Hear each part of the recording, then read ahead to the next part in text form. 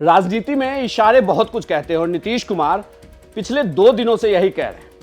हालांकि जब राज्यपाल से मिलकर निकल रहे थे उस वक्त हाथों से इशारा किया और अब जब भारी भीड़ के सामने स्टेज पर थे तो बहुत कुछ बोल गए। कर्पूरी ठाकुर की जयंती पर नीतीश कुमार मंच से अपने लोगों को संबोधित कर रहे। इस दौरान संबोधन के दौरान उन्होंने पीएम मोदी का शुक्रिया तो किया ही, लेकिन यह भी कह दिया कि जिस तरीके से कर्पूरी ठाकुर ने अपने परिवार को आगे नहीं बढ़ाया, उसी तरीके से मैंने भी अपने परिवार को आगे नहीं बढ़ाया। लेकिन अभी भी कुछ नेता ऐसे हैं जो अपने परिवार के लोगों को आगे बढ़ाने में लगे हैं। सीधे तौर पर यह कहा जा रहा है कि यह बयान लालू यादव और तेजस्वी यादव के लिए था। जननायक कर्पूरी ठाकुर जी अपने किसी परिवार को कुछ करते थे।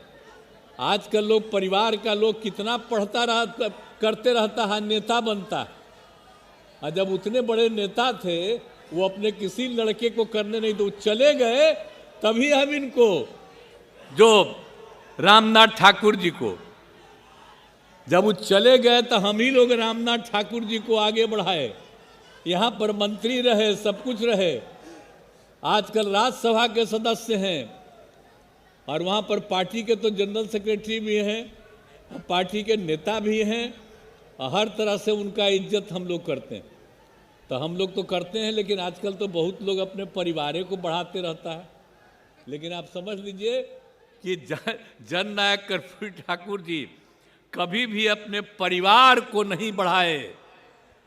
और एक ही बात जान लीजिए कि जननायक कर्पूरी ठाकुर जी से ही सीख करके हमने भी अपने किसी परिवार को आज तक नहीं बढ़ाया है। यह पक्का जान लीजिए, हम और लोगों को बढ़ावा देते हैं। हालांकि आरजेडी ने जब से इस बयान को सुना है तब से वो ये कह रही है कि इस बयान से लेना देना आरजेडी का ही नहीं है बल्कि बीजेपी नेताओं का भी। यहां तक तो बातें ठीक थी, लेकिन बिहार के नए शिक्षा मंत्री आलोक मेहता के सामने जब ये सवाल आया तो उन्होंने इस बयान को लालू और तेजस्वी पर ही ले लिया। उन्होंने ये कहा कि कोई ये तो बताए जरूर कि तेजस्वी यादव मुख्यमंत्री क्यों ना बने या तेजस्वी यादव नेता क्यों ना बने। क्या उनके अंदर नेता बनने की काबिलियत नहीं? क्या वो नेता इसलिए नहीं बने क्योंकि लालू यादव उनके पिता हैं? कोई कैपेबल व्यक्ति सिर्फ इसलिए लीडर न बने क्योंकि वो लालू प्रसाद का बेटा है? उनमें किस तरह की कमी है, कोई ये तो बताए।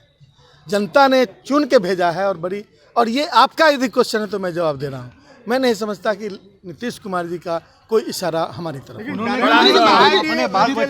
ये मैंने नहीं सुना है, मैंने नहीं सुना है। मैं उस पर जवाब नहीं। कर्पूरी ठाकुर की जयंती सभी लोग मनाते हैं, लेकिन कर्पूरी ठाकुर ने अपने परिवार को आगे नहीं बढ़ाया। राजनीति में कुछ लोग हैं कि परिवार को ठीक है। मतलब कर्पूरी ठाकुर जी के जो फीचर्स थे, उनकी पॉलिटिक्स, उनके सोशल, उनके पब्लिक कैरेक्टर और जो खासियतें थी, उनके बारे में कहते हैं ना कि झोपड़ी में जन्म लिया और झोपड़ी ही में रह कर गए।